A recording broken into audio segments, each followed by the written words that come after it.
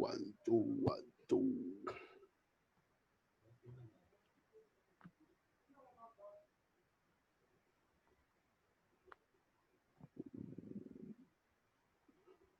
Hello, everyone. My name is Laki Bukine Magua. I will just be here for 2 minutes introducing the facilitator and the person who will take us through Lobola. Our facilitator today will be Bridget Mukhuba. He's coming here 2 minutes. Then the person who will be educating us about Lobola is Maponga J. Others they call me Joshua Maponga Marara. So he'll be here in the next 5 minutes. I've just confirmed that. So today's topic is Lobola. We'll be talking about the Lobola negotiations. So I think everyone has the questions and information to teach us. So during Lobola negotiation, I think the moment the final Lobola price is agreed upon, some uncles of the groom will meet with the family of the bride and arrange for the payment. That's what we all know. But Joshua Mapong will go into that in the next 5 minutes. So others might ask themselves what are the processes of Lobola. I think it will depend on the tradition you are in. As we are waiting for our man of the moment to come in, I'll be taking you through some few questions others might ask. So,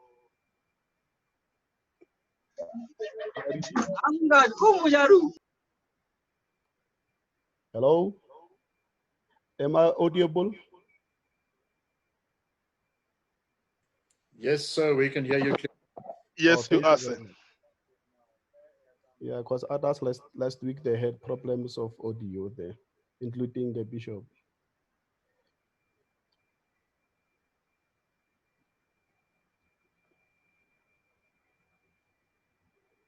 So the first question is, what is the process of Lobola? The question that I have received, what is the process of Lobola? Then the second question is, how much do you pay for Lobola? And the third one, it says, paying Lobola mean you are paying Lobola mean you are married. And the fourth one is, what is the reason for Lobola? And the number 5 is, what is needed for Lobola? And the other one is, what's Lobola in English?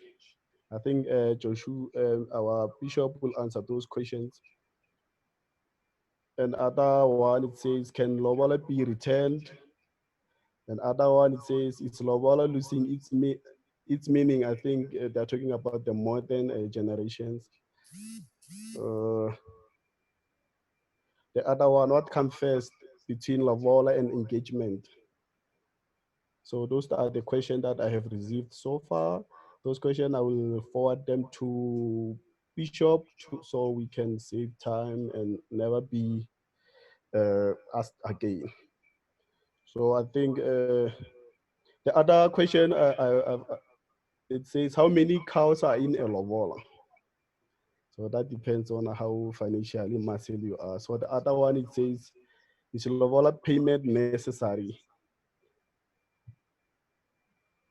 Then the last one it says what does the law says about Lobola? I can see our bishop is in, so we are 11 minutes late so far, and I would like to say, Mr. Bishop, over to you. Say.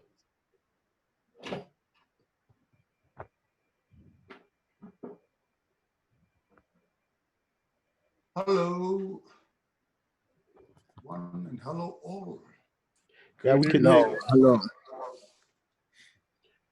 Before Bishop can start, I think everyone must mute her or his mic so we don't disturb him during the session.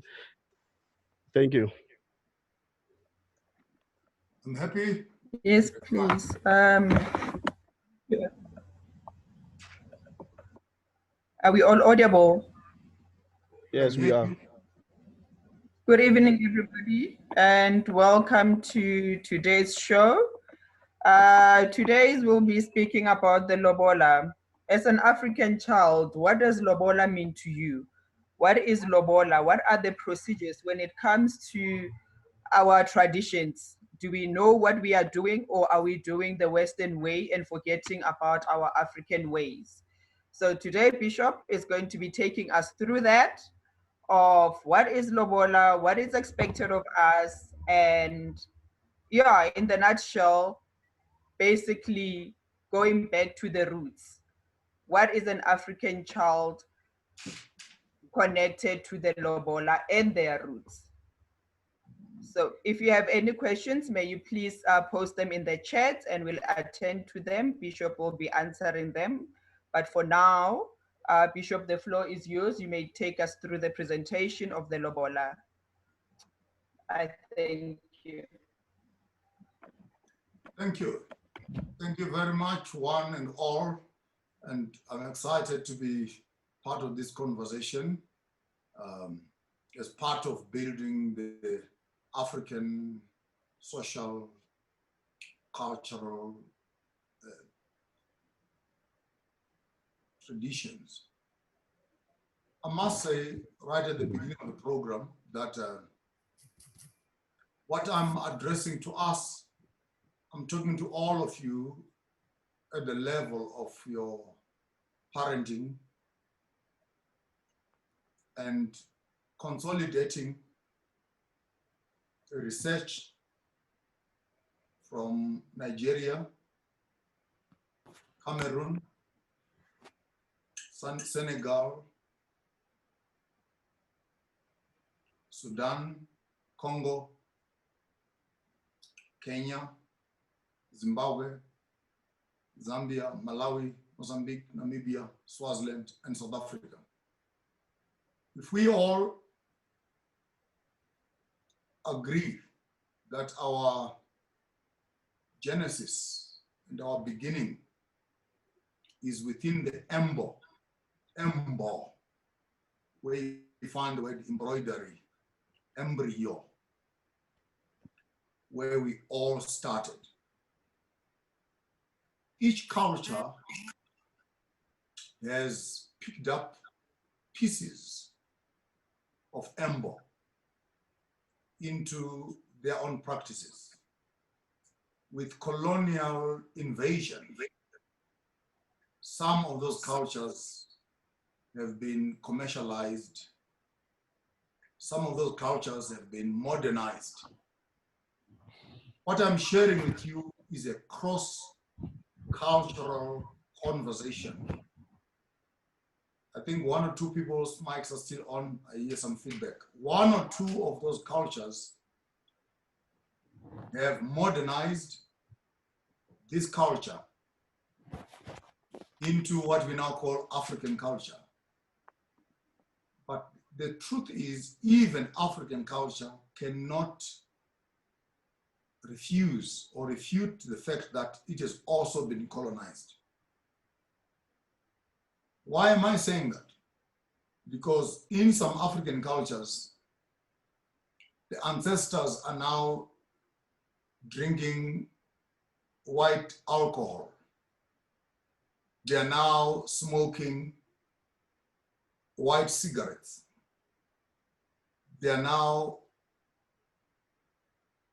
compelled to adhere to the colonial structures. The conversation of today is founded in the historical past. Please take note of that. I would want to, I'm not talking the commercialization of Lobola, where people are now asking for 20, 50, 60 cows, 100,000, 60,000, 40,000, and etc.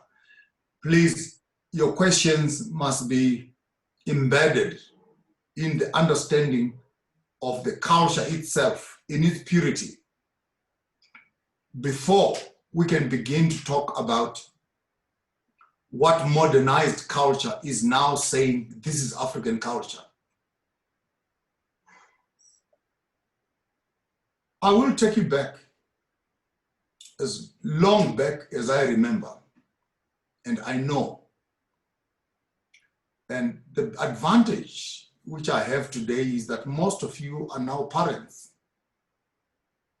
Your fathers, your mothers, you are sitting, you will be sitting in committees and family gatherings where Lobola must be discussed. My contribution is while you are discussing Lobola for your daughter or your grandchild, do you understand, do you know what you are doing in that process so that it carries the African ethos? And us being custodians, parents that I'm talking to, us being custodians who must carry this tradition forward to another generation, are we doing so to communicate it in its purity? Lobola in Zulu, Ongoni languages. Lobola. Ro-ora. When you cross over the Zambezi into the Zimbabwean cultures, what is ro-ora? Lobola. Lo means this one. Bola means the one who is rotten. Ro, this one. Ora, the one who is rotten or the one who has died. Lobola is a conversation to the death of a person in one family and their resurrection in another family. Mukadzi, umfazi. Simply translated, umfa ekwazi. The one who dies in their family and is resurrected in another family. A woman, therefore, is the one who decides, where am I going to die? And which family and tribe am I going to procreate in? Women are sacred venues of ancestral, communal, cultural continuity. They look around and see around and decide which family are they going to procreate in. Umfa ekwazi, the woman decides, umfas, I commit my life to become the conduit through which this stranger that I don't know, but has declared his love towards me, I am going to allow this man to see himself and his children and his grandchildren. Maponga ukwakha lobola. Yeba. Yera Maponga ukwakha lobola.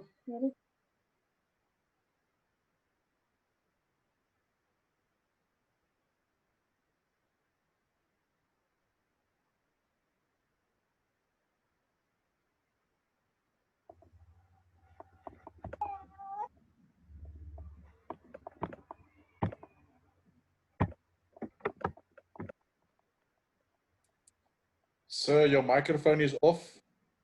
Your microphone is off, sir.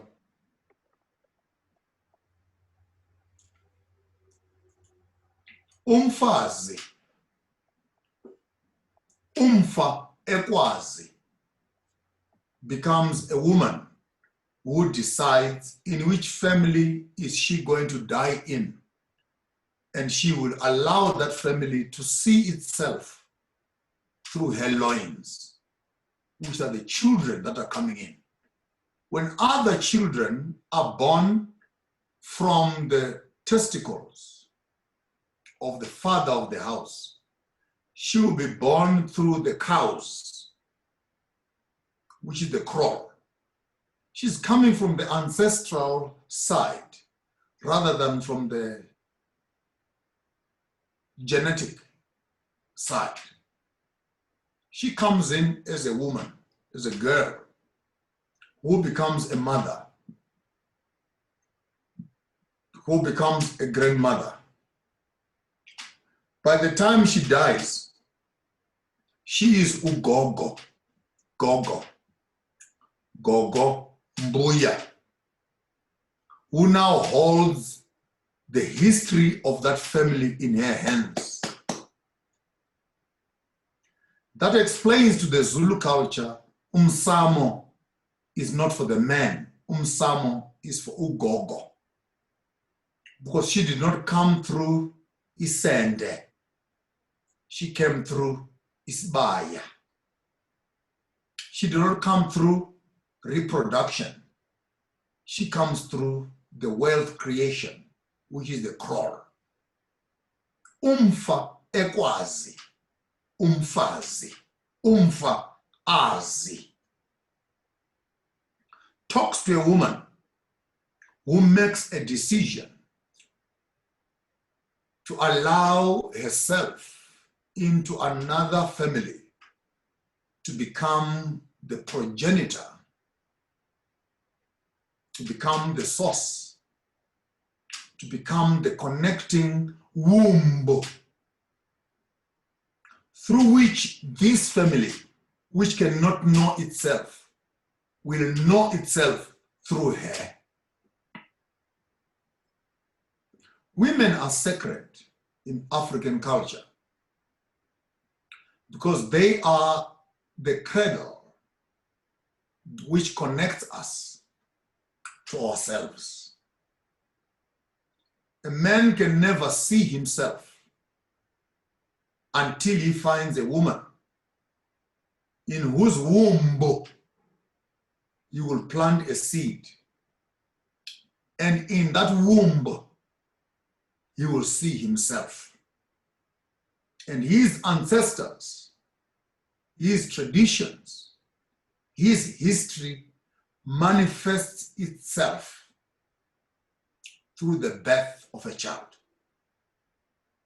who is part of himself, who is part of his ancestry, who is a duplication into the future generation. The process through which this process is carried forward is called Lobola. Lobola. Ro-ora. The word ora means rotten. The word lo means this one. Lobola means this one is rotten.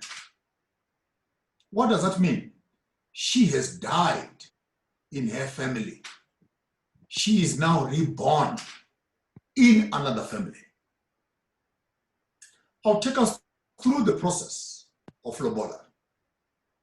While I go through this process, I hope and I wish those that are able to write, to convert this conversation into text from audio, video, into text, can begin to take notes and see how do we convert African culture into an education process so that we can reserve this information.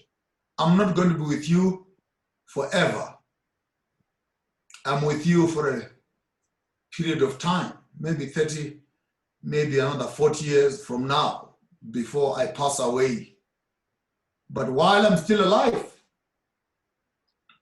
let me talk to you. Collect this information. Write it down and share it with each other. When you sit in a committee which is discussing Lobola, at least you have a clue and a clear understanding of what Lobola is all about. Lobola. The European communist, capitalist worldview has taken our African culture and they are saying when Africans are paying Lobola, you are buying a human being. And the price, which you call the bride price, becomes the value of the woman that you are marrying. That is not true. Culture must be respected, because by us accepting Christianity, be aware that you are accepting European culture. White weddings is European culture. Rings is European culture. As an African, one needs to say, how do I express myself? How do I move into a matrimonial environment which respects my culture, but also adheres to the jurisdiction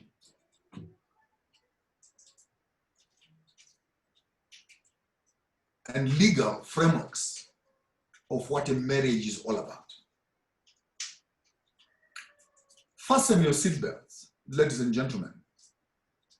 I will take you through the ancient ways of marriage, its culture, its meaning, so that if you want to get involved into this matrimony, what does it entail? Firstly, a boy never chooses a wife whom he must marry. A girl never chooses a boy whom he must marry. Engagements were never intended for boy and girl. Engagements were involved in parental engagements. It's parents who got engaged, not the couple that got engaged. When a boy is born, parents of that family will identify a family from which they want their son to be married to. Vis-a-vis, a daughter will be told, will be whispered to, you can't marry from that family, you can't marry from that family, you're going to marry from that family. Even if those details were not revealed, but families brought up their children knowing where they were going to take their child to become umfazi, to become a wife to that family, to become a husband to that family. Therefore, families got engaged, not couples being engaged according to Western culture. You're born, you grow up,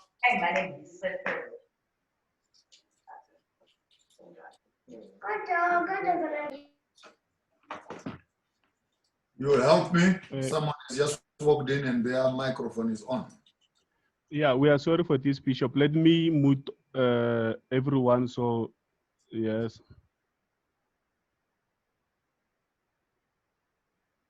Then Bishop will unmute himself. There. Bishop, you can unmute yourself. I will allow you to. Thank you. Then when at the age of 10, 15, 20, 16, 18, as the child is growing up, environments are created for these two people to begin to meet each other and begin to talk to each other. But they are not told that this is your partner, this is your husband, or this is your wife. Arranged marriages are not of Indian origin. They are of African origin. Our parents used to do this. In Africa, when a baby girl is there, mothers started addressing each other as in-laws. When the baby is still 3, 4 years old, 5 years old, Mbuyawasha, Mkwasha, and etc., because they were already preparing their child to become a wife or a husband in that regard. Why was this important? Because before you become a man or before you become a woman, you need to respect your parents because they know your history and your background before you know it. They know which family has murderers, which family has witch doctors, which family has criminals, and which family has bad energy. And as parents, they begin to organize themselves that our child cannot marry in that family. In some certain cases, historical background informs the family that we had war with this family. And some cultures, like in KwaZulu-Natal and Africa, part of Zimbabwe, Congo, and Zambia, where tribes made a vow that none of our children will marry in that tribe. You find a fine-looking young girl at Makerere University, at Wits University, at Zimbabwe University.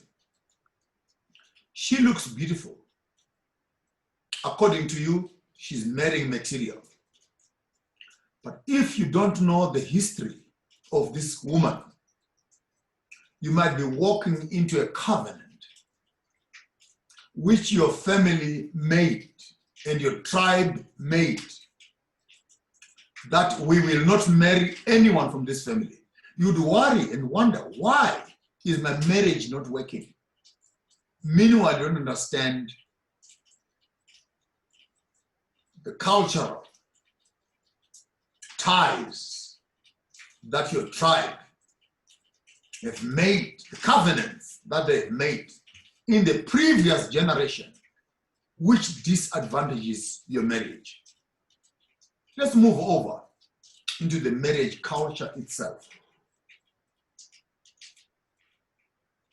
And the family, when they identify a woman or a son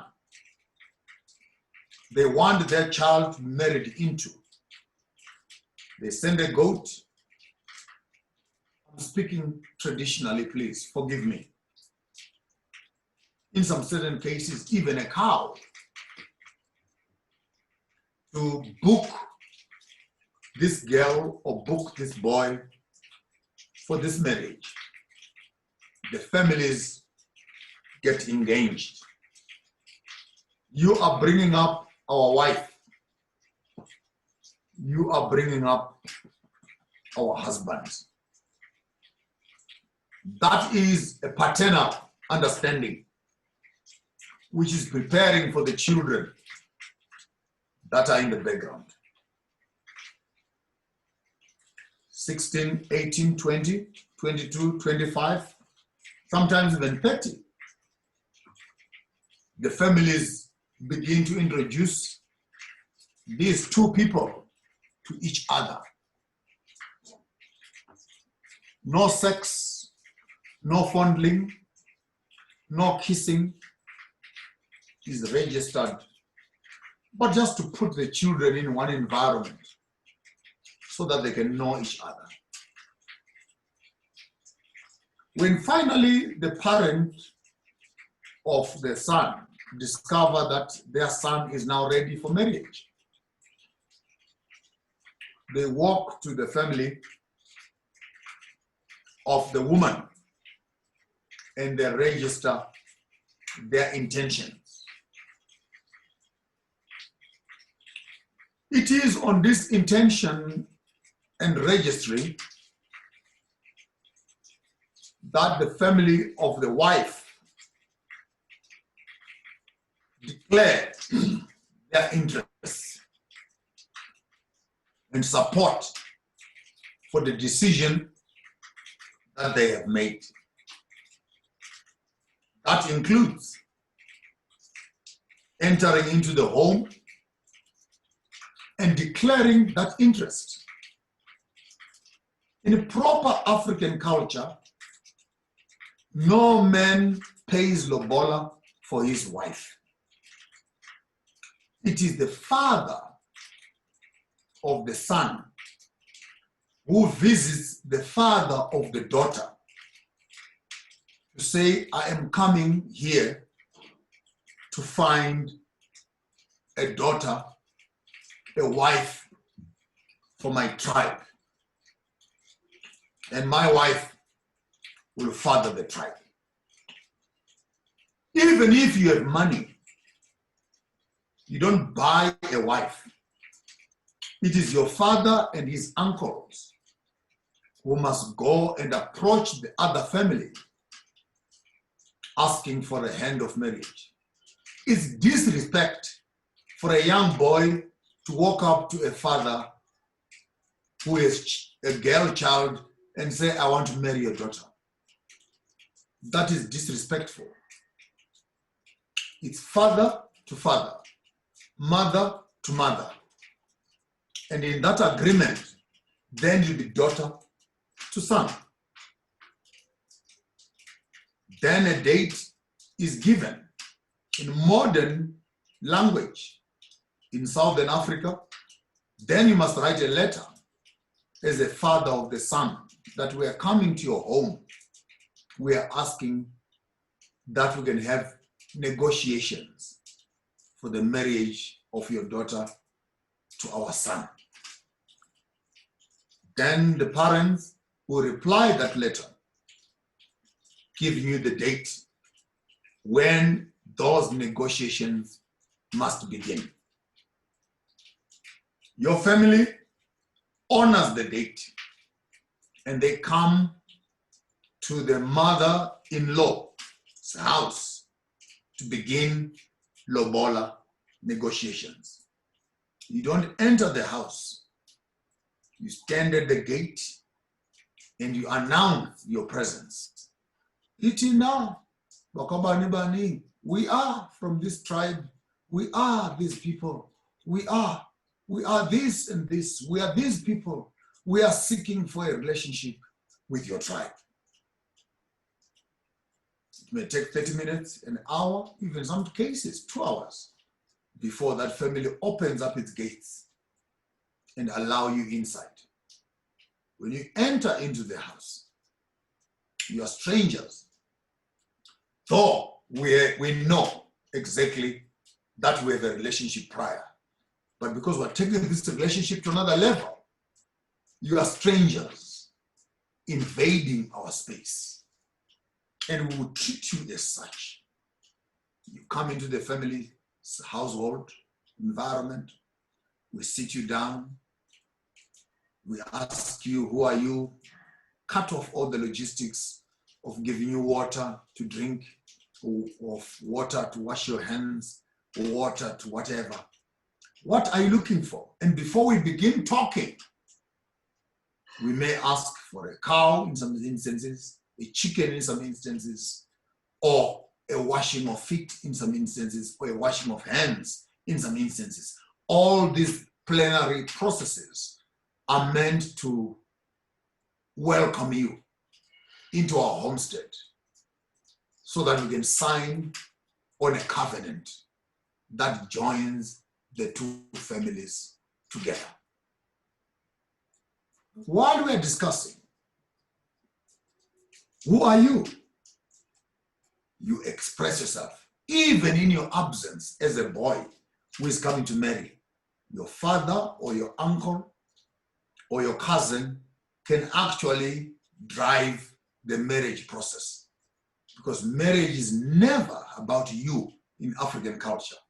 When you marry me, you are marrying my culture, you are marrying my family, you are marrying the tribe. Even in the absence of the boy, the Lobola negotiations will continue. Take note, few steps backwards, is that the boy who wants to get married cannot walk up to his father and say, hey, I want a wife. You can't say that. That's disrespectful. You tell your father's youngest brother, can you tell your elder brother that I'm now grown up? The elder brother takes the message to the elder brother. The young boy at the back says he's now grown up. The elder brother takes the message to the elder brother.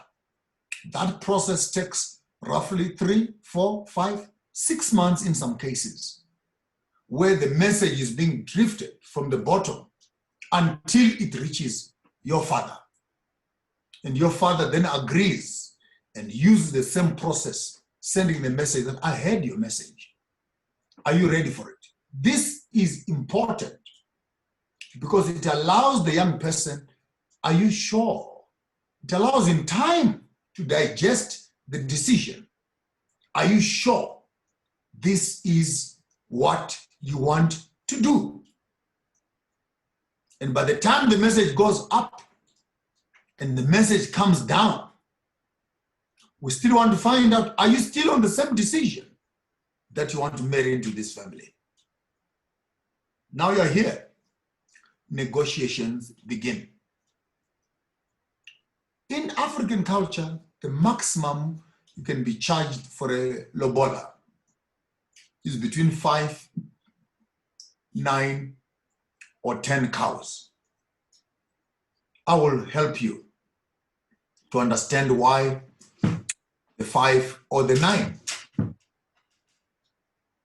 The most important cow is the mother's cow, where the mother is saying, I gave birth to this child.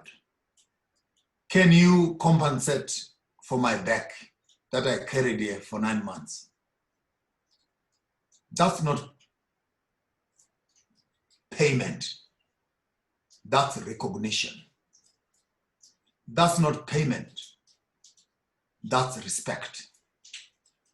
That's not payment.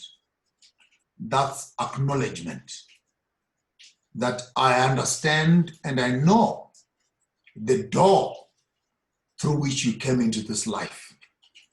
And by me giving mother-in-law this cow, take note, your mother's cow can never be male. It must be female.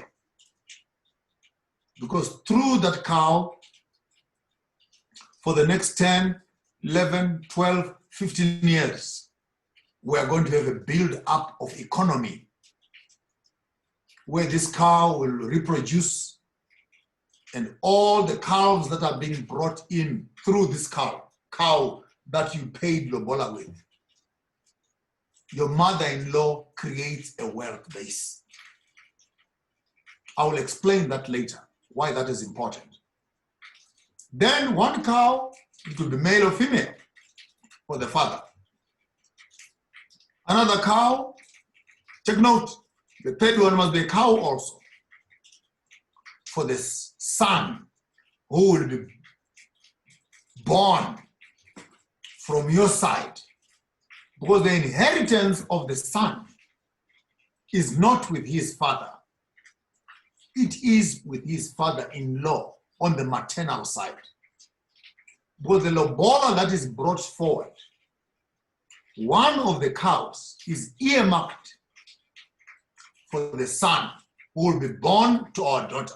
So that at 18 years and beyond, when the boy comes back here, we actually have done an insurance policy that guarantees his progress going forward. African lobola is spreading of investments in families so that we can begin to grow and develop children and families as they're coming into space. Mother-in-law, number one. The father, that one does not matter, can be male or female.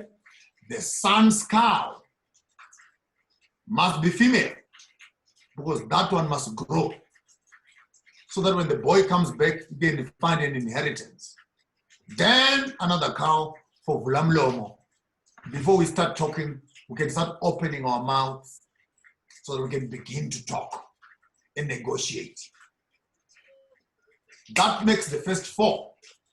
The other 5, do you have enough muscle to look after our daughter when she is big?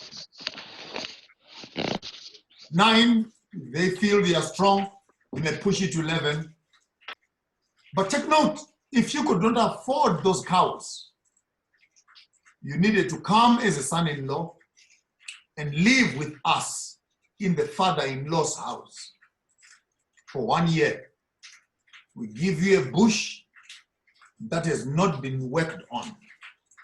You must work on that bush, cut the trees, plow the fields, harvest the fields. For that 1 year, you are going to be looking after the calves and cattle in that house.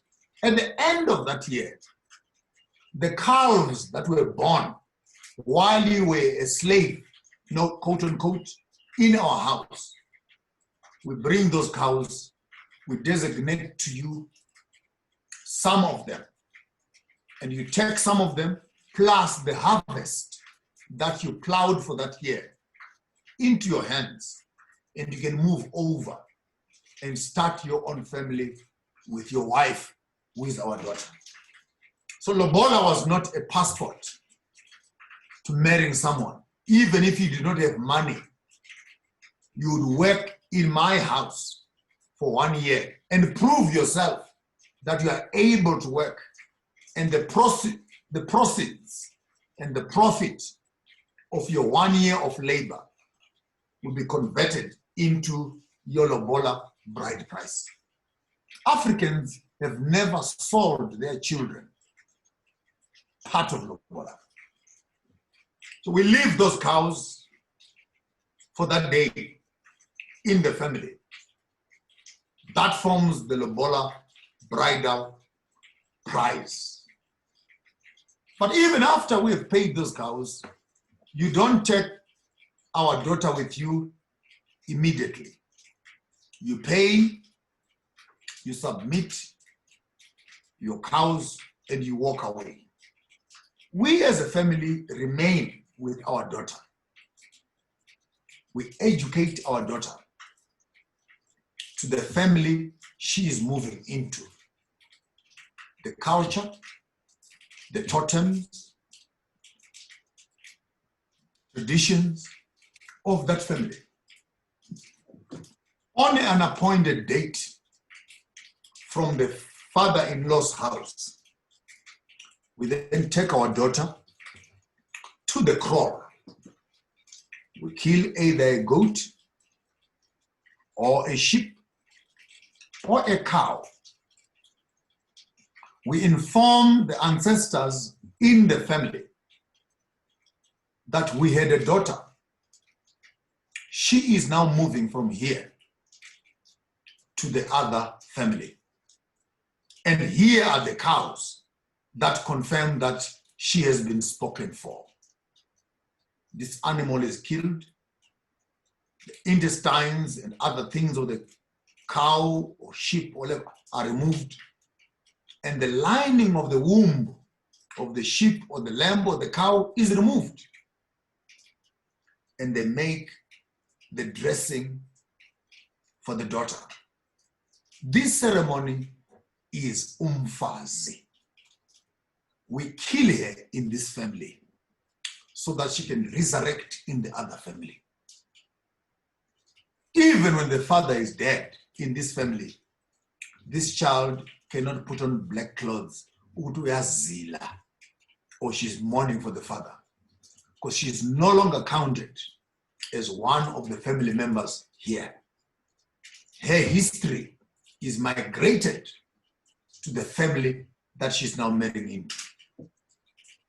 Dressing her up like this, then the family gathers itself.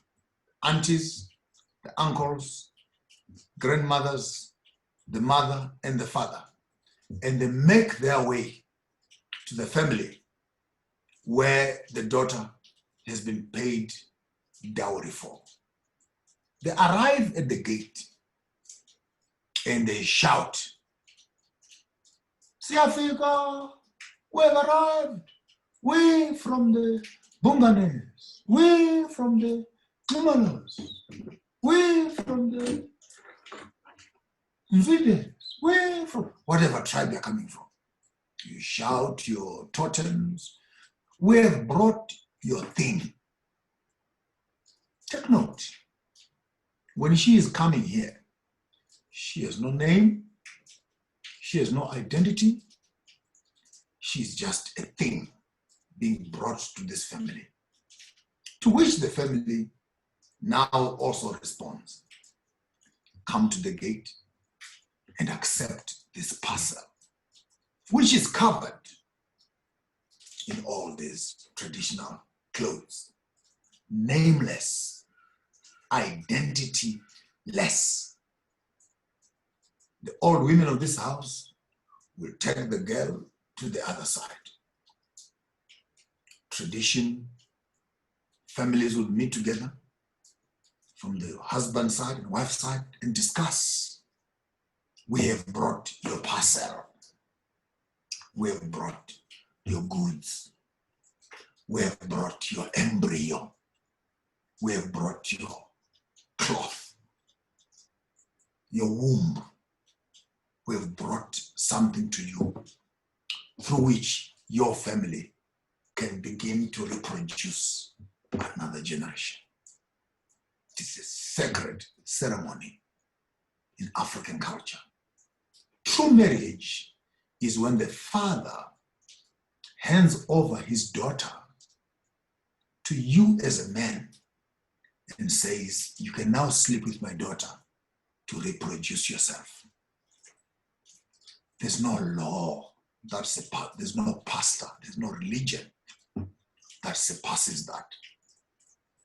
The women will take the woman to the room at the back where processes begin to educate her on the traditions of the family, the do's and don'ts of the family.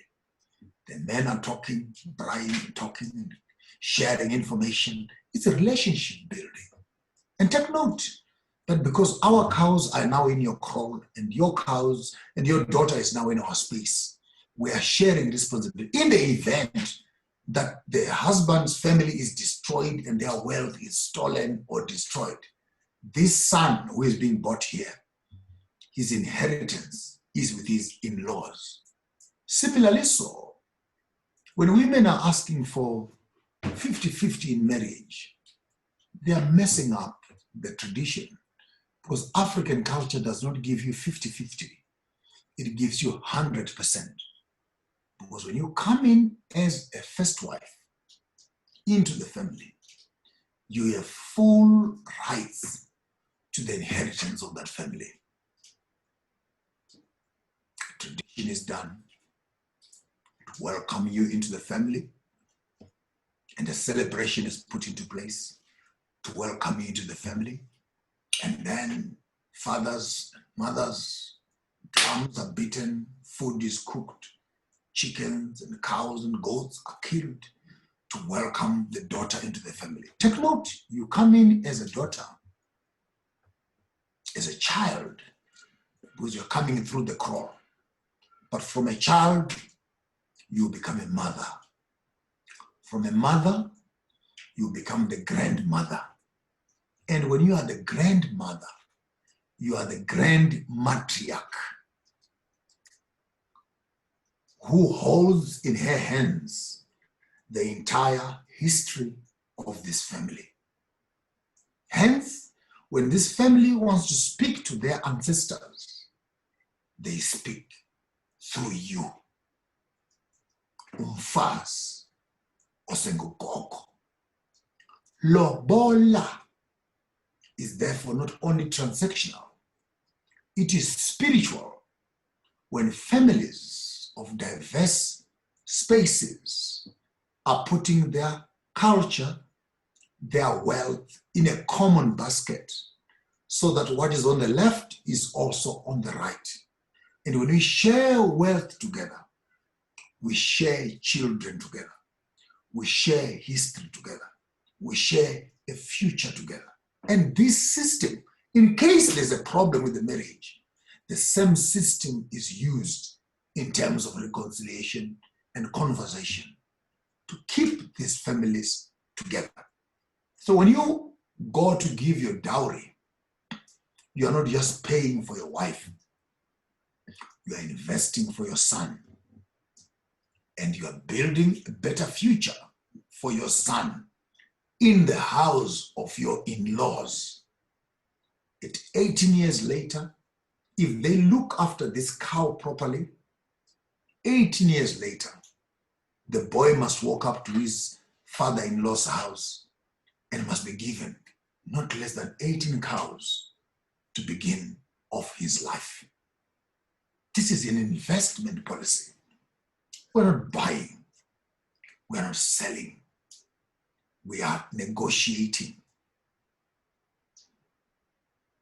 putting together, amalgamating families together so that wealth, it's an insurance policy that spreads out the risk between families. And through Lobola, the family of the husband and the family of the wife have their resources in one common basin, through which the modern and present family is protected, but the children that are coming out of that will be protected also. The girl child cannot claim that, because the girl is with the father, because the father would receive Lobola at the marriage of his daughter. But the boy child, his inheritance is with the in-laws, because the Lobola that we send there, one of the cows of the 11 or 10 or 9 of them, one of the cows in the Lobola basket belongs to an insurance policy which guarantees that when the son-in-law comes here, 10, 12, 18 years later, we can shake his hand and say, we're looking after your inheritance for you. Here you are. Start your own life. Lobola is not selling our girl child. Lobola is extending investments between families and building that relationship between two families so that we can build a better future for ourselves and the children that are coming after us. If you therefore are sleeping with a woman and you have not paid Lobola for that woman, you are invading privacy. That's why in Zulu, they call a woman's vagina inkomo zgaba, inkomo.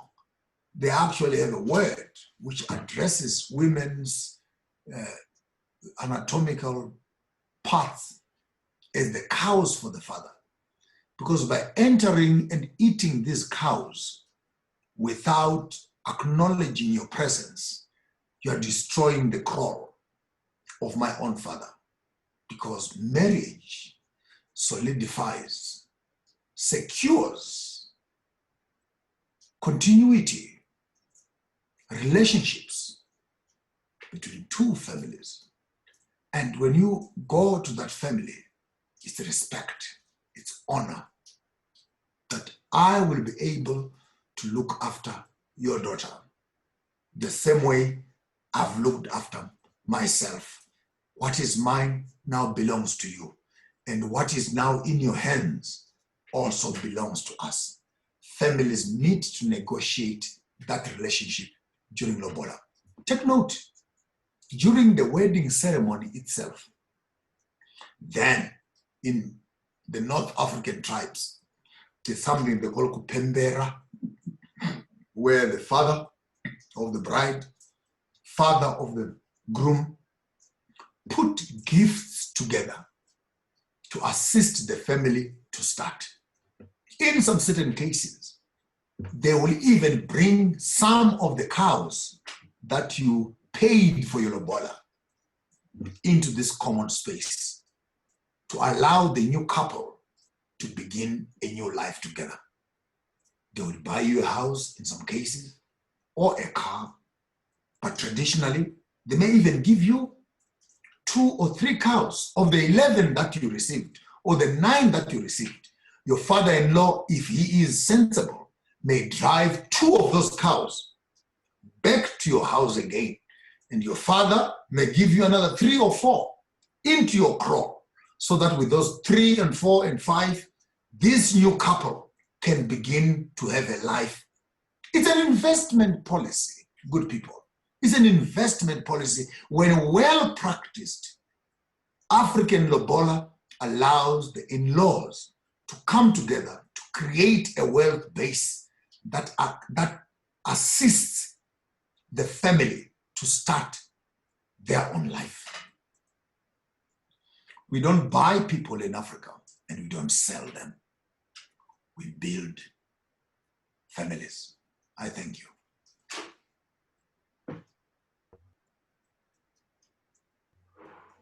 Thank you so much, Bishop. I guess we all heard that Lobola is extending investments between 2 families, and you're not allowed to enter, not allowed to, to enter into a sacred place where you are not authorized to.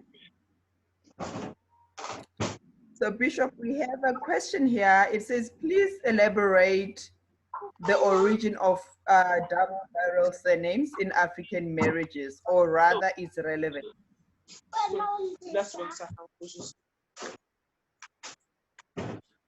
It's not about relevance, and I hope I was quite extensive in my explanation that this is preservation of purity, sex before marriage, for example, and building of homes.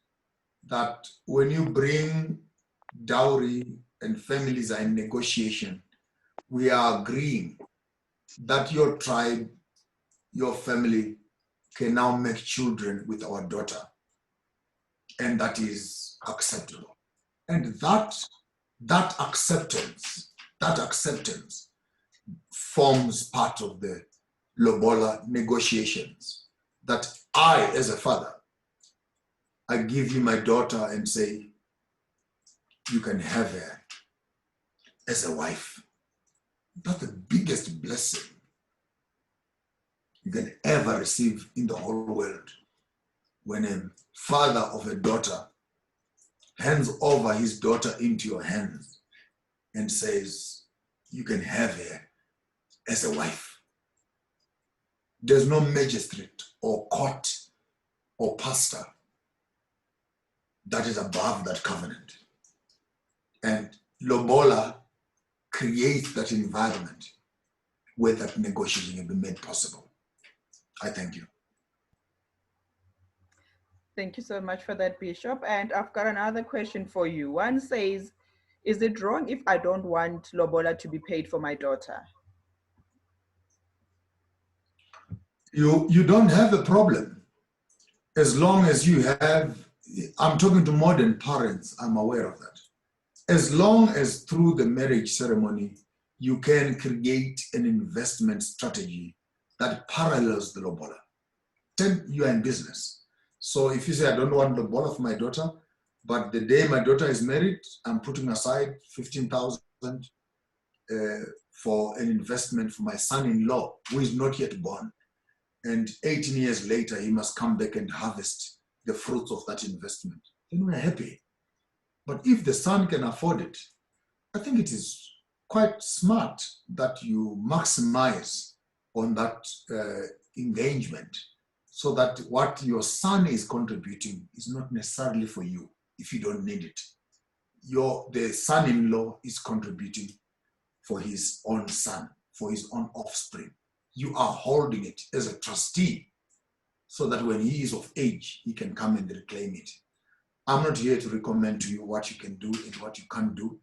I'm just giving you a praxis or a premise of thought so that if you are supposed to sit around and do a negotiation, it's not just as easy to say, I don't want his Lobola, I don't want his money because I can afford it.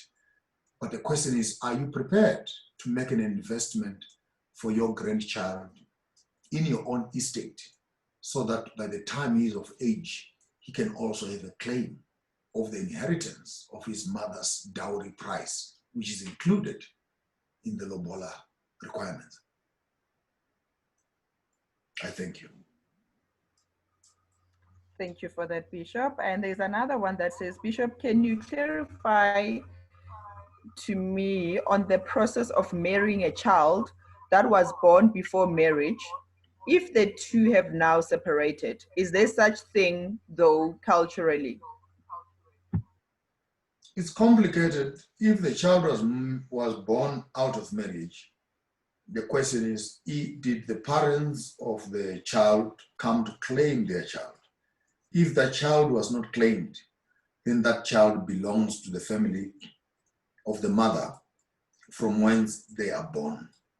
Marriage, therefore, is to the effect that this child is being married with their maternal name on them, not their paternal name that is on them. And you cannot include the paternal name unless the father's, the paternal side, has come to claim authority, ownership over their own child. If they have not claimed, that child purely remains as in custody of the maternal side. I thank you. Thank you, Bishop. And we have another one that says, does Lobola return if the couple decide to go separate ways before they get married? Lobola, the process, the 6 months I shared with you when you are announcing that you are going to marry, must be kept in the back of your foot. In the event that you now want to break the marriage, the same process must be used. Community, cultural processes which are in place, which lead you into marriage, must be maximized on your way out. But in the event that the relationship has collapsed between husband and wife, depending what number the wife is, if she's the first wife or the second wife, the inheritance of the children is not tampered with. It remains intact because children are born from a legitimate husband and a legitimate wife. So whether husband and wife quarrel, it does not make the children illegitimate. As long as the process were done at the beginning, children remain legit and entitled to the inheritances that their fathers and parents invested at the Lobola negotiations. I thank you. Thank you for that, Bishop. There's another one that says many Africans have condemned this tradition for the sake of Christianity. What are the implications or consequences? You must remember that while you practice European culture, you are also practicing another culture. Whether you're marrying in the white wedding or Indian wedding, you are still marrying in the culture of your belief system. And the consequences of using European culture on African traditions is that European culture would teach that a boy and a girl living in Sandton can walk up the major street and they can get married, and no one must be consulted because they are grown-ups.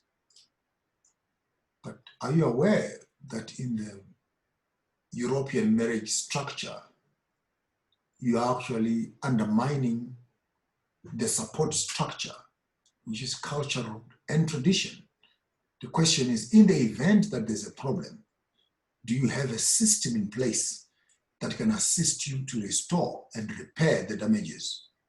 Does European culture have a support base through which reconciliation, particularly when children are now involved and the next generation must be answerable? Does European culture give you enough basis for that conversation? My recommendation is Africans must not be excited about European culture because European culture is not functional in African traditions. I thank you.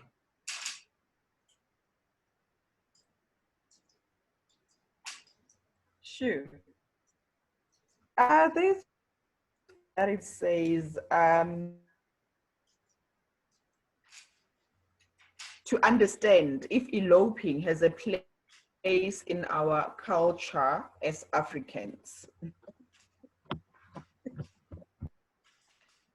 Eloping is a tradition where the boy and the girl, two ways. There was eloping and Msingabere in Shona culture, where a boy would come into the house, of course, having had some conversation with the girl, then comes in and lifts the girl and runs away with her and takes the girl to their own house. But after doing that, you needed to come early morning and shout to the family that, don't look for your daughter, we are with her. To which noble carriers and spears will be following you as you are running away to declare that you took our daughter.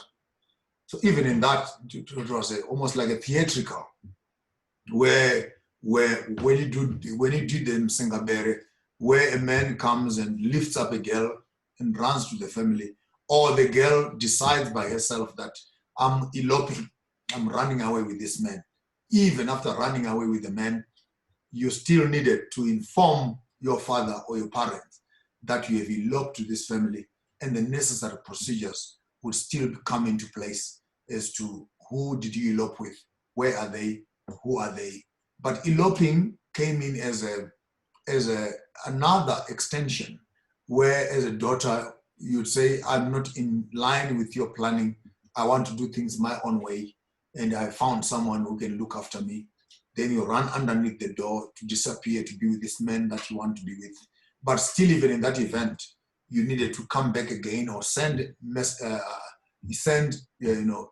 people, messengers, back to the family where you have eloped from to inform the parents as to where you are. And even in that moment, the necessary procedures again will go into place so that we as our family, we can release you to become a mother into the home that you have chosen to be.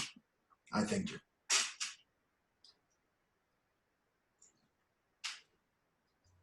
Okay, Bishop, we have one that says, when you are married in our African way, we are automatically regarded as married in community of property. Why must we continue register our weddings? We must be aware that our culture is being managed by the dominant culture, which is the European culture. And many of the African marriages, and many women who think that they are going to get married in the European culture, as I said earlier on, are disadvantaging themselves to a 50-50% sharing of the proceeds in case of divorce. But whereas in the African culture, you don't have 50%, you have 100%. Everything that this man has, children, estate, cows, and etc., belongs to the original or the first wife who is in this house. So I don't know, maybe with modern education, with young children might think that sharing 50-50 is more advantageous. Actually, we need to start talking that the cultural marriage for our girls, it's a much better environment that protects the girl child more than the European 50-50 community of property setting. Because the community of property says the husband can take his 50% and still marry another woman. Whereas the cultural one says you, as the principal wife, you can choose the second wife for your husband instead of him finding another wife for himself. I thank you. Sure. Bishop, there's one that says, what are the implications of going back to your old surname after divorce? If you were Lobola, if you died in your father's kraal and you were given over into the other family, the question is, how do you resurrect yourself back in your old kraal? That must be the real question. How do I undo my commitment? And from where I am sitting, then the two families must sit down together and begin to have a conversation of how do we accept this daughter back into the kraal from whence we had killed her. That becomes a resurrection of weird proportions. The African marriages are not meant to be temporal. They are meant to be lifelong binding. As such, when you die in your father's house and you resurrect in the other home, it's almost impossible that we can bring you back to your father's house and resurrect you again as a child. Because when the process was happening, you should have thought through it, that you are going to die in that family. Umfa ekwazi, umfa azi. I thank you.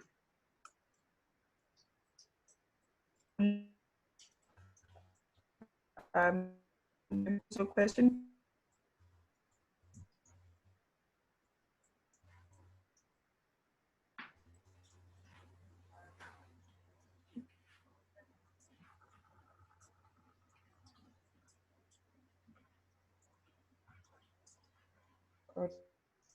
Hi, good evening. Okay. Hi, good evening. Good evening, Lil. How are Yes, you may go ahead. Okay, I'm happy to be joining you guys in the meeting. Actually, I would like to ask Mr. Maponga the question. I've got a question here. If a girl was paid for that money, the first ones that he counted, the Mombeo Mai stuff, am I correct? In Komoga Mama. Can you hear me? Yes, I can. Okay, if if a girl gets paid for that, and then they separate ways with the fiance before going to the lobola, they cut ties, and then they go separate ways, and then a girl gets another fiance, does it still the second fiance has to pay that mombe yeumai? Or it's done in a different way now? Bearing in mind that this Mombeo Mai was paid to the other mother, and now the boy is now intending to change, or the girl is intending to change into another kraal, I would still suggest that the relationships that had been forged initially with the initial person that did the appearance, that needs to be cleared so that the girl can be freed to move over into another space. Because spiritually speaking, she has been registered as a daughter-in-law where she has been paid for. And when she decides to change lanes into another home, you may find that that marriage will have its own challenges, because ancestrally speaking, you now have two ancestors that are in competition. These ones are saying, our wife the other ones are saying, but we are now sleeping with her. So it would be important for the girl to declare her departure from the first husband to the next husband. But if the man paid that first initial cow, that woman actually has been spoken for in the spiritual realm as belonging to that family. And in the event that that relationship did not work out, you may need to start consulting and see how do you now cut off the ties from the first appearance to the new space that now she wants to move into. I thank you. Thank you so much. I do understand, and I think that's the way of doing it in a cultural way. But now, let's take, for instance, the boy. The boy, let's say, the boy messed up, went into a hide and seek relationship up until he was caught, and then then he defends himself, like running away from that marriage that he wanted to start. Okay, the girl is left, and the guy's family, let's say, they say, okay, as we are Christian, we are Christians, we don't perform all these things. We don't know what you're talking about, cutting ties. If the thing is over, it's over. So how do someone go by like remarrying her daughter to another fiance that she has? The important part is to go through the initial process, that while the first negotiations were being made, relationships were established between the aunties and the uncles and the fathers, and that process was followed. So even when the boy does not cooperate, you have the communication channel with the family, where you can register the mischief of the boy, so that you can be freed at the bottom. But what I'm trying to raise, which is very crucial, is that if the cows of the other family are now in your family, in the other family, you cannot just walk away on the basis that the boy has misbehaved. You need to maximize on the cultural structures to try and send that message across that your boy is now not longer interested. What can we do? And in the midst of that, you can actually be able to get a free pass or a release letter or a release agreement that allows that movement to happen. But to do that without that space would actually complicate it, because ancestrally speaking, you are bound. You are bound as a family to this family, which has already submitted their interest in you. And remember, ancestral spaces don't respect boyfriend and girlfriend decisions. We respect what we have done as a family to come to us and say, you are interested in our daughter. And if your cow is now standing in our kraal, even if the boy runs away, there must be a way of saying, how do we register and report culturally that we are no longer involved with this family, but as such, we want to release our daughter to begin and start a new family. I think. Thank you so much. Thank you so much. Okay, let's say, like, for instance, in my case, in my daughter's case, the mother of the boy came with the boy to my house, and then they said, okay, the boy wants to leave this relationship after he was caught in bed with someone else's wife. All right, so I think the boy got ashamed of himself, of the mess that he put himself into. Okay, we tried to sit down with the family to look at the matter, but now the mother of the boy, it wasn't like the biological mother, the sister to the mother, who was like taking control over everything, talking for the boy, doing all the arrangements. So they came, and then they said, okay, we can't like force the guy if he wants to leave. We can't force our son to be in the marriage that he decided to leave. So if he's happy to go somewhere else, then he can do so. So in that situation, I know ukuthi we have to like ancestrally cut the ties. We have to like do it in an ancestral way of like, you know, separating them. So I want you to help me there. I'm coming straight on the point with, okay, I've got a case which is like that. How do I go by with it? That meeting was illegitimate. Yes, it was. That's number one. Because you as mother-in-law and the mother-in-law on the other side cannot discuss cannot this. attend. Yes, definitely. It's too close and it will cause conflict. Exactly. The proper procedure would have been the elders from their family and the elders from your family. They are the ones who discuss, protect them exactly on both sides. So actually, that meeting on its own is an out of context meeting because it's too direct. It's too direct. It's your mother. It's me here. You here, and the conversation cannot be covered. But having said that, the boy, since he already has paid maybe 1 or 2 cows to show his interest, he must now do what they call gupuro, which is like a detachment offering. Maybe there's a goat or as a sheep or a cow to say, I'm no longer interested in your daughter. And that gupuro becomes the releasing letter to you as the mother-in-law to allow you to negotiate with the next family that is coming into your negotiations. I thank you. Thank you so much, Bishop. I can see in our midst we have Ugogo Mvongo. I just want to prick her brain a bit. If maybe she can just share a bit also with us before we can also get the final remarks from Bishop. Is she still here?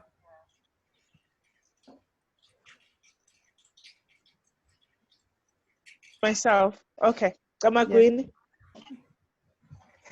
Yes. Yeah, Bridget, my word. Okay. Where do I start? I would just first have to mention that I've not been privileged enough to listen to the whole conversation from the beginning, but I'll just share my views on my understanding with regards to the Lobola of what much I believe Utatu Maponga has shared. I'm starting with the case there, or the lady just spoken about. We need to understand that, in generally speaking, when it comes to culture and tradition, there are things that practices that we cannot tweet or we say let's be flexible or let's work around them or let's do alternatives, and one of them being Ilobolo, which is why even the Christian world, as much as they don't want to obey to many other things that we on African spirituality culture we follow, but they still want to do Ilobolo. Now, for those, when you say Lobolo, in my understanding, it's an exchange of energies. It's a build of relationships between two families, not only just two families. They're building a future with the girls and the boy being the ones who will be the leading, I would say the leading people in that particular future or that particular new journey that has been established between two families. So now, a case whereby this other mama says that, what if I don't want my daughter to be paid for Ilobola? That means you are saying you don't want your daughter or you don't want a relationship. Just hold on. Nana, it means you don't want a relationship or family union between your family and where your daughter is going. So you've already drawn the line to say, I don't want to have any future engagements with you. So when you say, I don't want my daughter to be paid for Lobola, the thing is that has happened, Ukoti, as generations evolve, this Lobola thing has now been made to be more of a monetary value than understanding the spiritual concept of it. It's not only, it's not about money, it's about building relationships, it's about exchanging energies, it's about uwakana as two families that are coming together through these people who happen to be to find themselves in that position. Yes, I remember initially that Maponga did explain the marriages start from the ages of when the children are still young. Yes, that is true. And also cases whereby that did not happen, you will find that still that respect of understanding that the exchange of these energies is very critical. And which is why when that time has to come in, the both families will do a research about each family. Who are they, where they come from, what is happening, are they people who are into culture, are they doing, if they've got monkeys there they're using at night, either the boy or the girl has to know what kind of families they're getting themselves into. So it's more of that exchange, not a monetary value whereby now it's being done in modern days, which is why it ends up being tedious or very strenuous for most families and even partners to even go to that extent of saying, do I really have to do this Lobola thing, and why is it so expensive? And it's got nothing to do with your degrees. It's got nothing to do of how much of assets you have and everything. No, it's got nothing to do with that. It's got, as I've explained, it's got everything to do with what I've just explained before. Now, another issue of eloping, there's another thing called uktwala. Uktwala is also part of our culture. And now and it also follows the same principle as that I explained, even if you might have eloped, but then that process will still have to take place, whereby you have to inform the family goes and inform, and even then the process of uktwala, whereby the woman has been taken without unexpectedly. Most of the time you find that the girl would be going to the river, and then the next thing she's not back, and because the guy has taken him. Even before that process can happen, what will happen, you find that the family of the boy would have done the research about the woman's family, about the girl's family. They would have done the research about her. Everything would have been done already, and you'll find that the girl already knows the boy, but that time you find that she has not fully agreed that, okay, I can marry you. And also uktwala, you find that the reason it may have sounded to be not okay is because uktwala would happen at an age whereby the girl must still be underage to be married. Then the family would then take the child and bazikhulisele yena until the time comes for them to, whereby she's of mature age, then she can be able to be married properly. But that process of exchanging of monies, the money is energy. You need to understand that process has to happen. And abantu abadala, meaning the ancestors, the guides of each individual who's involved, happens within that instance. So when we say we don't want to engage in Lobola, we're saying we don't want to partake in this exchange of energies. We're saying we don't want these people to be part of our family. We're saying we don't want growth within these two energies. And again, another one, talking of imshado, that is the white weddings and the black weddings, or whatever you call traditional weddings. I would like just to say, let's not even say traditional wedding. Let's say our African weddings, because because when we say now we're giving a distinctive to this thing, it's our wedding, our African wedding. Now when they say, like, then again you're gonna say white wedding. What is a white wedding? It's a different culture of a different another different race. Now that means if you're going to say, I'm getting married now, I'm going to do a traditional wedding, then later I'm going to do a white wedding, you are now inviting a different culture to your space or within your marriage. Hence, you'll find that now it results in most of the time is conflicts within the space of the marriage. So now going back to say, as Africans, we need to be proud of ourselves.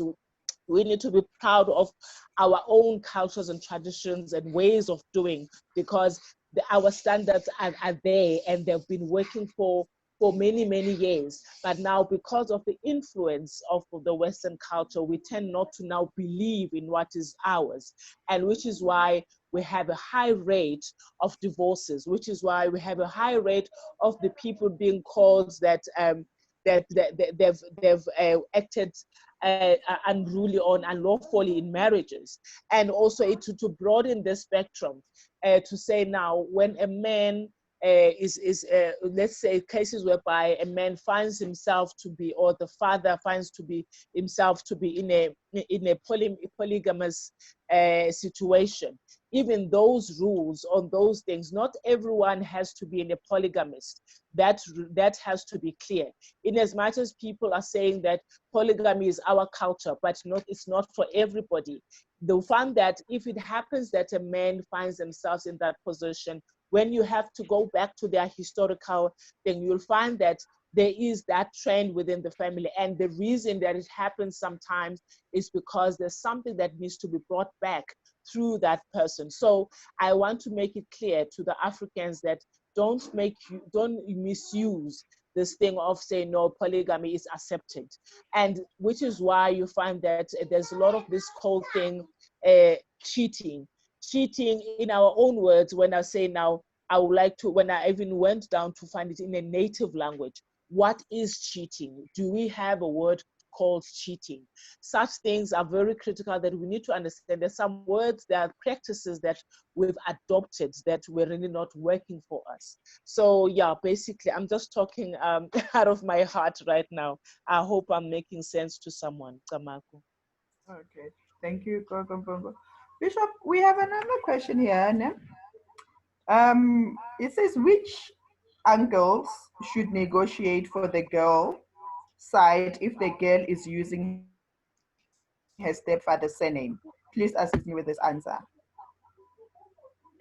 It's a complex question, because on the stepfather side, we needed also to confirm how does he become a stepfather if she has been spoken for, if she was claimed in her own family and she was registered as one of the mother's child legitimately, and the father is identified. But on a simple answer, your father's brothers and their uncles as such are the ones who go to do the negotiations. It's not you. It's your family working together, family, and asking for a relationship. We are asking for ties. We are asking for legitimacy. We are asking for coming together. In Venda, they say, Matodela Ngoho, Matodela Ngono. Look for her amongst ourselves. It can also be translated as Mafunganyi. Who are you looking for exactly, and etc. And you need to identify the person that you want to get involved with. It's not about you getting married. It's about your family uniting themselves with this family that you're moving into. Marriage, therefore, is not an individual amalgamation. It is a cultural family of tribes, families coming together and allowing their children to procreate and continue the family traditions. As such, you don't marry a woman in Africa, you marry the family. I thank you. Bridget, can I ask something can I ask something for my clarity? Yes. Okay, thank you so much. Bishop, thank you so much for a whole lot. You have really given us some closures. So I'm asking this one for me. I'm a Pedi speaking. So there is that thing whereby the family will come and kokota. I don't know whether there's something like kokota or two families coming to know each other. So in the letter, there were some outstanding outstanding balance to be paid, kind of lobola.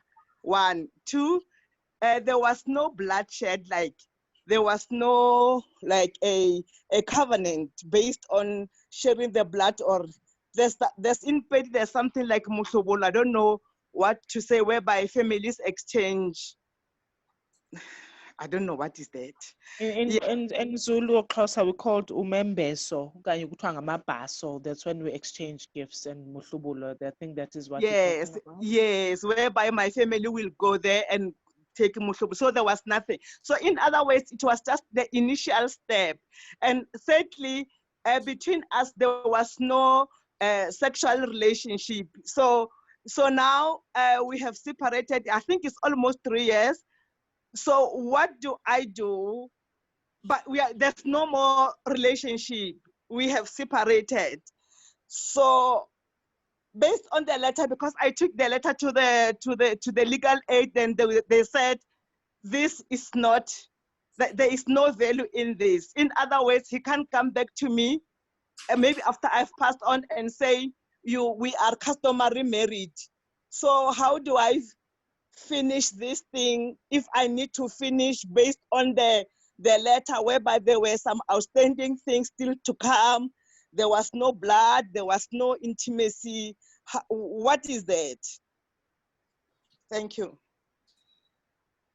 Okay, I must be quick to highlight that marriage happens at 3 or 4 levels. The first level, which is the spiritual level, which is the most important. Second level, which is the family level, equally important. Then the cultural level, where rituals are involved. And the fourth level could be then the legal level. And my 2 cents worth will be, it's important that whatever was given and registered must, you go back again and register that this thing is not working as such. And from that perspective, you could actually find a way of moving forward.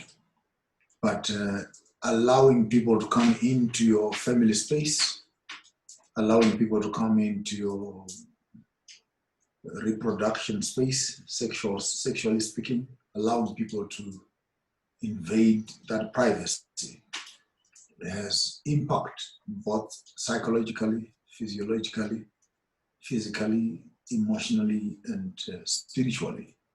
As such, it is important to walk back and say, this is what was done. How do we undo it? And how do I map a way forward? But if they came and whatever they left, it means that they registered their presence. There must be a way, therefore, of unregistering them so that you can have a fresh beginning if you are moving with your life forward or canceling that contract. Be it clear, ladies and gentlemen, that marriages that are registered in the magistrate court without the families being involved, spiritually those marriages are still considered as illegitimate and they're not registered. Because until the families have met together and agreed to you use their child's womb as a field to plow your next seed, that agreement, if it is not in place, legal and,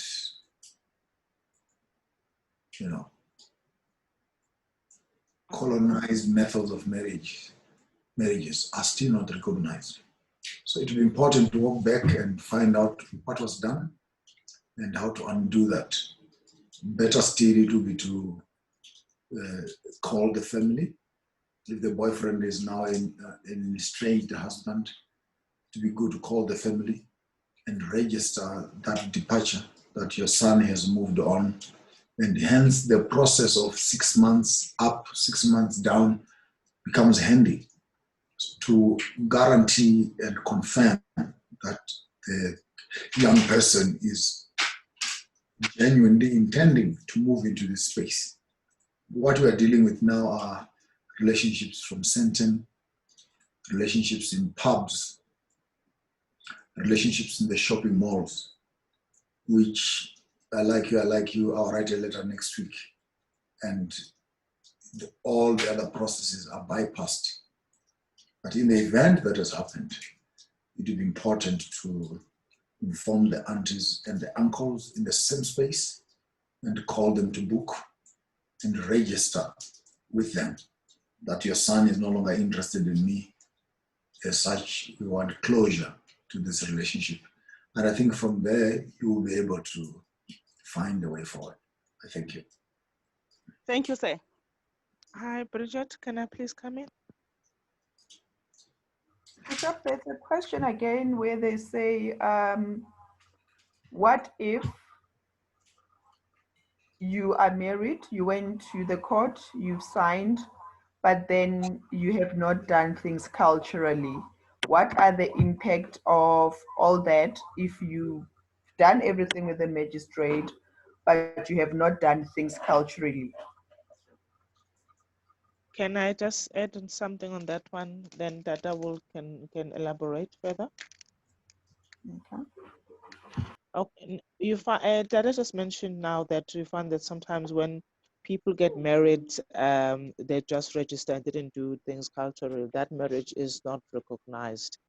As being a healer and working with different people, there's many instances where people will come in as a couple. You find that they claim to be married, but when I then see them spiritually, I don't see them as a married couple. So those implications are there that they will still remain to be not married spiritually, and that will automatically, it's the beginning of many, I would say, conflicts within that marriage. And even now it's going to be more of a damage, because even the kids that will come out of that marriage, they will think that for them, they will have to use the father's surname, but you find that culturally they're still they bafana nabantwana bentombi who were born out of the wedlock. So though it goes further beyond just the two people that just went to court and got married. Another thing that I just wanted to add, give clarity to, is that when in our culture, Xhosa, and I think also in Zulu, when a woman gets married, we then give them a name.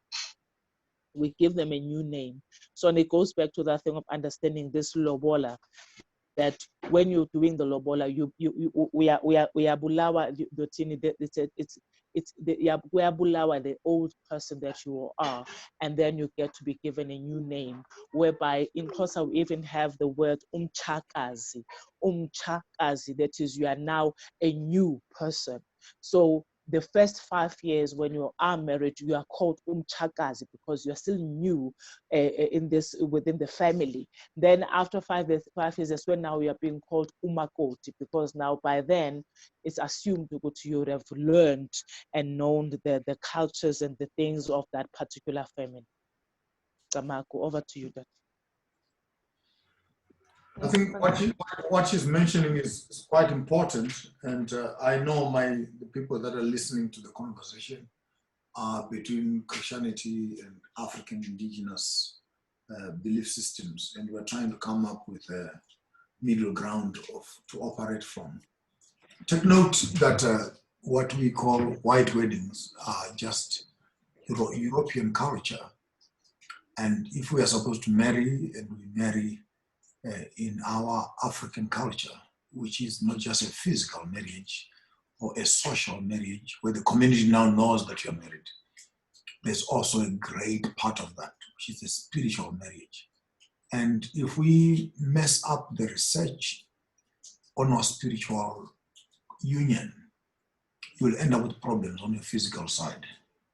Because spiritually speaking, it is a mixing, a coming together, an amalgamation of spirits, traditions, families, and this must be done in a way in which the marriage becomes legitimate, functional, and operational. In case there are problems, then you have a spiritual basis to which you can find answers and solutions to. Hence the involvement of Lomakadzi, or auntie, or uncles, malume, and all those guys coming into space. It's not just to allow you or assist you to get married. It is your support structure in case there are problems in the future. How do you deal with these problems? Those are the same people that must be consulted going forward in terms of establishing the well-being of a home. But put it on record that European marriages are not registered spiritually until families meet together and they do their rituals to accept Makoti or Mkwenyana into the house. Modern marriages remain as a cosmetic and as artificial, to say the least. That you could be married from court with the papers that are in your envelope, but spiritually speaking, your forefathers and your ancestors still cannot register that marriage, that wife or husband as a legitimate husband or legitimate wife. I thank you.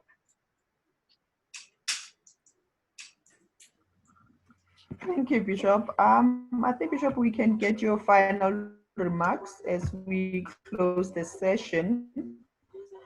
I don't know if we want to have a continuation and clarity. Maybe we can take it further and also discuss what it means. Or Ijali and everything else. Maybe I think we can just also go through that process maybe next week if you're comfortable, Bishop. That's fine. Next week, maybe we can move over into funerals and African methods of burials, because I think it's a good transition from marriages. But in my conclusion, I would say work with your family to identify the right family from where you must marry. Can I just take you there? Maybe in your conclusion also, if maybe you can add, if one says, I think there was one question that was very important, that one says, if you marrying again, what are final remarks as we are closing? You can add a few pointers when it comes to that. Spiritually speaking, if you married the traditional way, unless and until you've done the correct procedures to terminate the first marriage, it is still registered as an official marriage. Take note that the spiritual world does not respect your financial and your other issues that you might envisage in your marriage. So if you are married properly, traditionally, until you go through the processes to exterminate that marriage, it still holds. My conclusion to the young people is please work with your family to identify the right family from whence you must marry. My word for the parents, when you sit around to negotiate Lobola, understand what you are doing so that you can begin to create that lateral family investment strategy, and you become another leg, you become another investment portfolio for your children-in-law that are going to come out of that marriage. And to say the least is that in African culture, marriage is not a temporal structure, but it is a permanent structure to such an extent that your first wife cannot be divorced. Literally, you can't divorce your first wife because you never married her. It's your father who married your wife for you. And hence, the grandchildren that are born here cannot be given over to a boyfriend on the streets. If you are not happy with your wife, You must build a house for her in the homestead to whence she has been married to. And she continues her function in that home as the first woman of that house. And as such, we as Africans, we hold marriage in the highest esteem, in the highest of institutions, that those who are coming into these institutions must understand the implications, the ramifications. And when women are getting married in courts at 50-50, they are denying themselves 100%. They're actually cutting themselves to 50% when you should be owning the 100%. African marriages, Lobola, if you are not ready to die from your father's house, you are not ready to be resurrected in another person's house. You die here. You go on the other side. We will give you a name, even a name. Masimbonge, Nomtandaso, Masikube, Monomashalela, whatever name they're going to give you, it's going to be a brand new name because you are coming here as a fresh package, as a girl who will become a mother, who ultimately will become a grandmother. When children are saying, Siaka Koko, we are going to our grandmother's house. She has all the secrets of the house. The children, the fathers, the uncles, who got who pregnant, whose child is legitimate, who is illegitimate. And she becomes the pillar of that home through which this family connects with its ancestral space. Because one who was without us has become one with us. Now she represents all of us. Marriage is a union that brings an outsider to become the most important pillar within the family in which she is getting married. That union is not physical only. It is physical. It is social. It is also a spiritual union. If you are in a hurry to take off a woman's panties off, be responsible enough to know the ramifications after. You're not just entering a vagina of a woman, you're entering the world space. You're entering an ancestral space. You're entering life. You're entering the future. And through that union, you are connecting your family to that family. How do you know you love a woman? You know you love a woman when you can see your children in her eyes. Good husband is not the one who is in a hurry to take off the panties, but will buy the soap to make sure the woman washes the panties tomorrow and she can be clean again when I come back in the evening. Manhood is responsibility. Men take chances. Women make choices. Men will walk to you, I love you. It's all up to you as a woman and say, I love you too, or you are not my type. But immediately after you have made that decision, take note, you as a woman is binding your family to your choice. He is now your husband. There's no husband who is your problem. Your choice is the problem. Deal with your choices and know that in the midst of making those decisions, you are making decisions for the future. I thank you. Whew. Thank you so much, Bishop. That was a fruitful session. And thank you everybody for joining us. I hope you have learned, and those that they want the recording, like you will share the link to the WhatsApp group and you will get the link from there. And I really do appreciate you for joining us, and we shall see you again next week, same time, same place.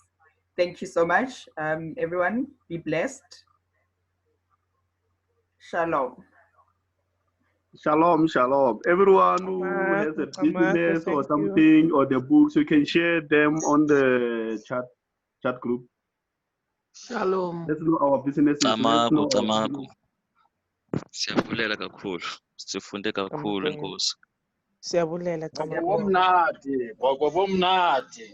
Thank you. It was fruitful. Thank you so much. God bless. Thank you so much, ma'am. Guys, everyone can share her business or his business on the chat group or the social media.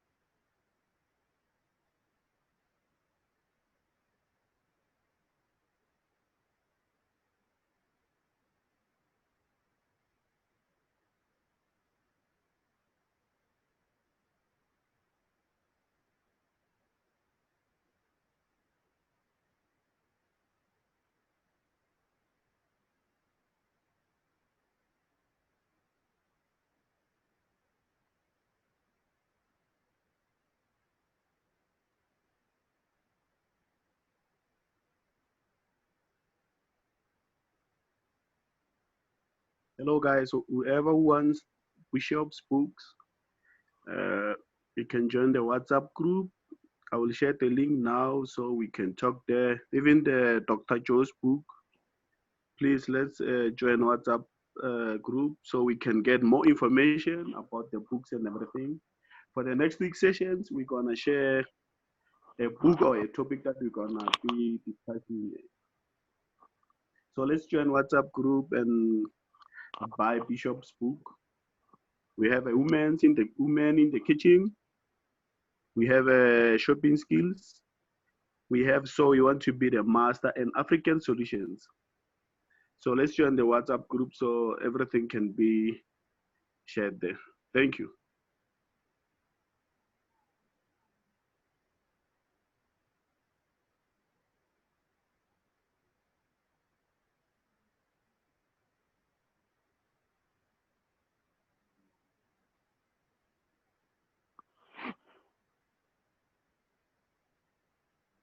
For those who wanna write books and who wanna publish the books, please go to my numbers on the.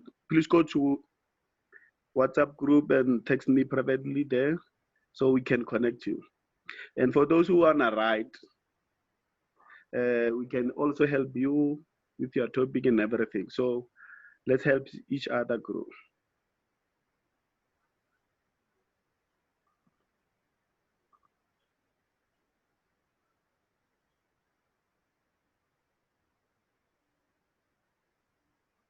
Yeah, I'm gonna end this in 2, 3.